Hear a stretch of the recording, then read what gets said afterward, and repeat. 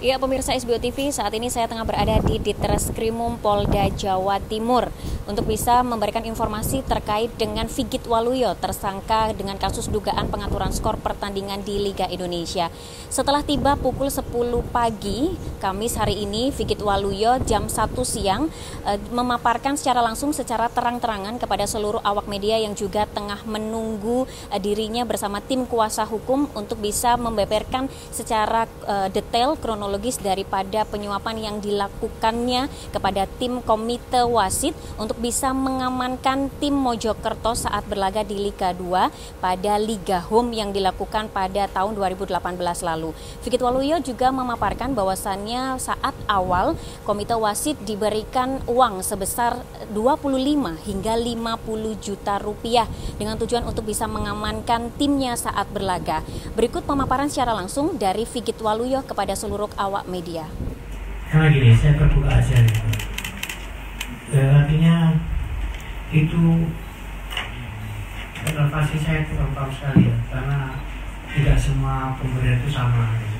Ya contohnya kalau di komite wasit itu apa-apa saya sudah tahu, tapi kalau ditanya kan ini tidak menjadi satu fokus itu. Jadi yang ditanyakan kan global itu, kami tidak paham itu.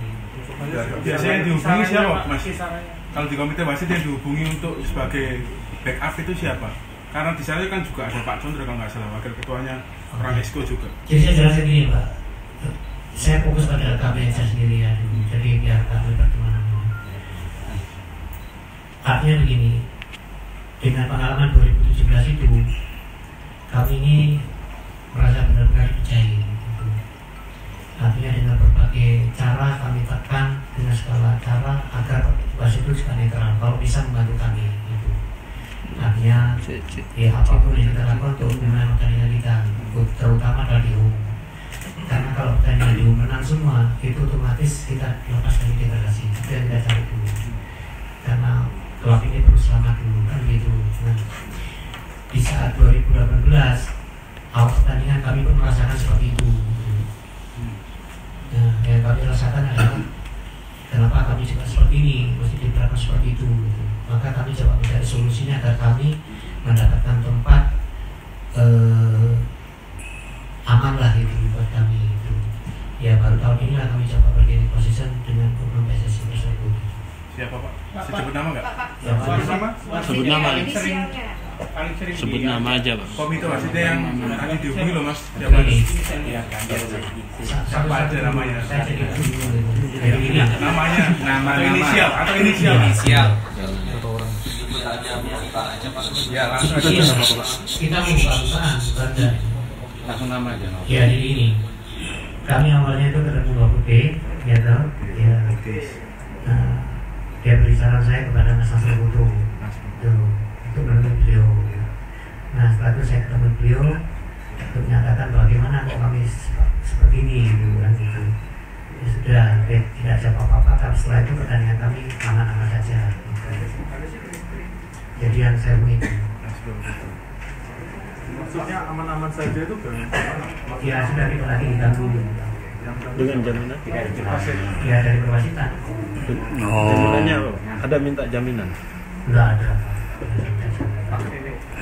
Sejauh ini sudah mengeluarkan biaya pribadi berapa Pak selama mengamankan aturan skor itu totalnya untuk biaya pribadi untuk mengamankan pertandingan home itu?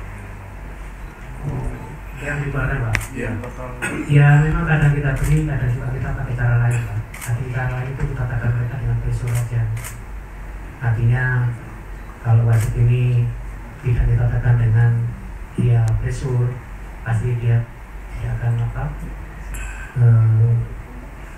tidak akan kita fair gitu. Dia pasti bela tim kami gitu. Pak Dewi, semenjak 2 tahun terakhir ini kan Liga bergulir kembali, 2 klub yang juara tapi pengurusnya sebenarnya sama Pak Dewi.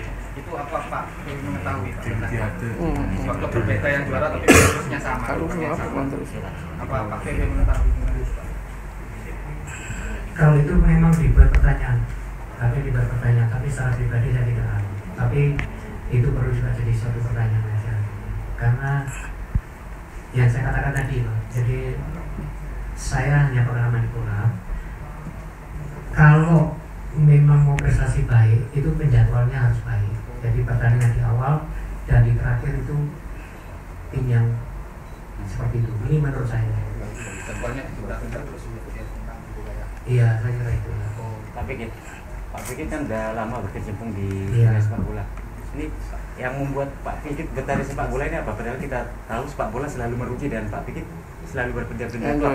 Apa yang membuat Pak Fikit betah? Padahal udah tahu seperti Iya, itu. ini saya kira saya berbangga diri karena diberikan satu pertanyaan yang membuat hati saya lega. Karena pertanyaan ini cukup mengatakan bahwa kami ini sebenarnya ini cinta bola. Di awal kami sudah tahu bahwa kami mengelola bola itu dari mulai amatir, Pak, sampai profesional pernah kita lakukan. Artinya kami punya Putra 209, punya PS Store, lalu kami juga mengelola banyak klub yang memang susah, Bapak Recek sendiri. Artinya beberapa klub yang memang tidak bisa eksis kami bantu, termasuk juga klub-klub yang memang nggak bisa itu karena kecintaan kami aja begitu. Nah, kami berusaha untuk mencari solusinya. Kalau di awal kami memakai dana pribadi yang begitu besar, lalu kami punya strategi lain yang bisa membantu pendanaan itu. Biaya pribadi itu totalnya berapa Pak habisnya? Kalau saya dengan bapak saya mungkin sudah hampir ya di atas 100 miliar, 200 miliar selama sekian bulan. Artinya nggak menghasilkan, Pak? Tidak menghasilkan. Bukan dijual untuk di apa? Tidak, Pak. Karena Tapi intinya kan Bapak sangat cinta dengan sepak bola. Untuk mengamankan klubnya waktu itu dapat itu berapa uang harus yang Anda setorkan? begini,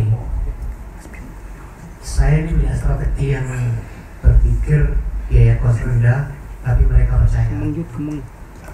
Artinya saya menjanjikan beberapa hal, artinya termasuk memberikan satu nilai kontribusi. Misalkan saya beri dana kalau saya lolos 1 miliar, misalkan begitu. Tapi dalam perjalanannya yang penting kami akan dulu, misalkan begitu. Tapi kami tidak pernah mengeluarkan uang itu. Yang kita keluarkan hanya mungkin antara 25 jutaan atau 50 jutaan kita keluarkan untuk Itu untuk satu pertandingan atau? oh enggak, Pak, itu untuk komitenya. Mungkin yang pernah saya berikan kepada mereka itu. Artinya satu musim itu Pak ya, bukan artinya pertandingan pada saat itu aman ini saya harus betul-betul aman ini saya beri ini segini. Oh enggak. Ya memang awal saya kasih itu aja. 25 itu. Iya, 12 sampai 50 juta yang sudah saya berikan. Itu tadi pemaparan secara terang-terangan yang disampaikan secara langsung oleh Figit Waluyo didampingi oleh tim kuasa hukumnya. Dan Figit Waluyo sendiri juga menambahkan bahwasannya Figit Waluyo sempat berasumsi menganggap bahwasannya Liga 1 sebelumnya juga terjadi permainan dari oknum-oknum tertentu, sehingga Figit Waluyo juga menginginkan PSSI bisa mereformasi total agar tentunya persepak bolaan Indonesia bisa jauh lebih baik lagi. Irma dan Rizky melaporkan secara langsung dari Ditreskrimum Polda Jawa Timur.